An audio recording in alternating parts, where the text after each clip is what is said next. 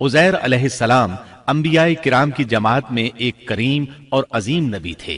अल्लाह ताला ने उन्हें एक बस्ती की तरफ चलने का हुक्म दिया।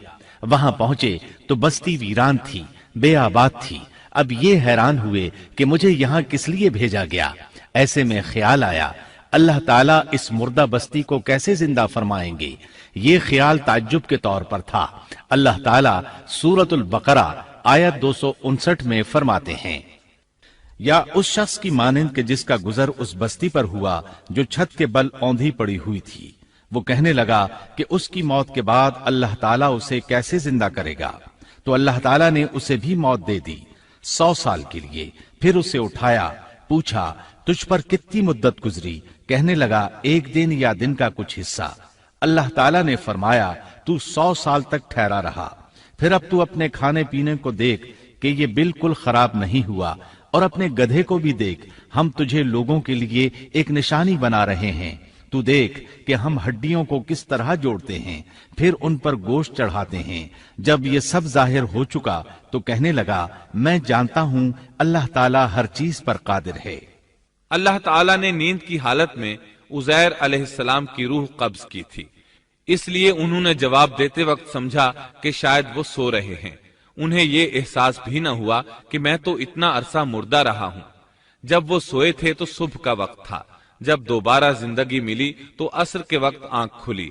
इसीलिए अल्लाह ताला के सवाल के जवाब में उन्होंने कहा मैं 1 दिन या दिन का कुछ हिस्सा सोया रहा हूंगा। अल्लाह ताला ने फरमाया अपने खाने और गधे को देखो, खाना बहुत जल्द खराब हो जाता है, लेकिन 100 साल गुजरने पर भी खाना बिल्कुल ताजा था, जबकि आपके गधे की हड्डियां बिखरी पड़ी थीं। अचानक उनके सामने देखते ही देखते हड्डियां हरकत करने लगी, फिर जुड़ने लगी। गधे का ढांचा तैयार हो गया तो उस पर गोश्त चढ़ने लगा। इस तरह गधा जिंदा हो गया और आवाज देने लगा। ये देखकर उज़ैर अलैहिस्सलाम पुकार उठे, वाकई मेरा परवरदिगार हर चीज पर कादिर है। उनकी इस आरजी मौत के दौरान वो बस्ती आबाद हो चुकी थी। उज़ैर अलैहिस्सलाम ने उनसे पूछा क्या तुम लोग उज़ैर को जानते हो। उन्होंने कहा जी हां, उन्हें फौत हुए 100 साल से जायद अरसा बीत चुका है।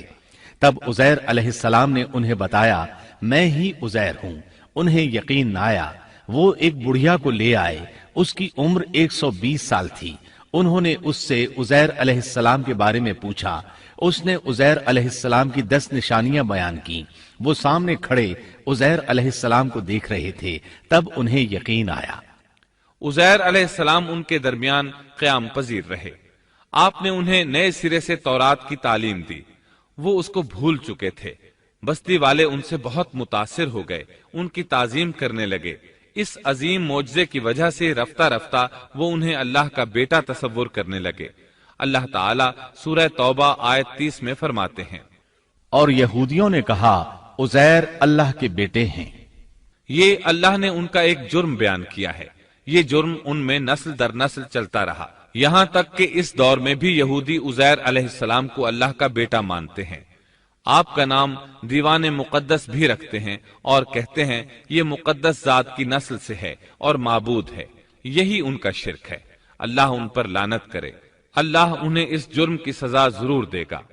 इंसान कितने ही बुलंदबाला मकाम पर पहुंच जाए और अल्लाह ताला के साथ उसे ज्यादा से ज्यादा कुर्ब हासिल हो जाए, तब भी वो अल्लाह का बंदा ही रहता है।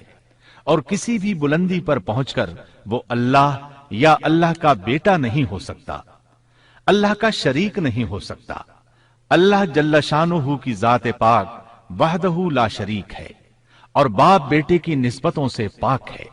लिहाजा इंसान की सबसे बड़ी गुमराही ये है कि वो जब किसी बरगुजीदा इंसान से ऐसे उमूर सादिर होते देखता है जो अक्ल में नहीं आते, तो रोब या अकीदत की बिना पर पुकार उठता है कि ये हस्ती तो खुद अल्लाह है जो इंसानी शक्ल में आई है, या उसका बेटा है, या अल्लाह ताला की शरीक है।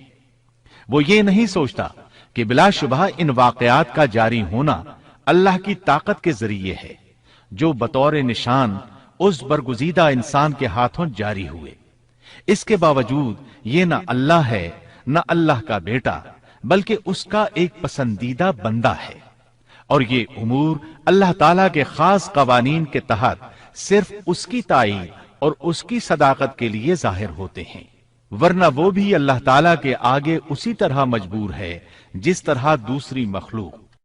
قرآن کریم نے سیدنا عیسیٰ علیہ السلام کی حقیقت سورہ آل عمران کی آیت 59 میں اس طرح بیان کی ہے: اللہ کے نزدیک عیسیٰ علیہ السلام کی مثال آدم علیہ السلام کی سی ہے کہ اللہ نے انہیں مٹی سے پیدا کیا اور حکم دیا کہ ہو جا، اور وہ ہو گئے۔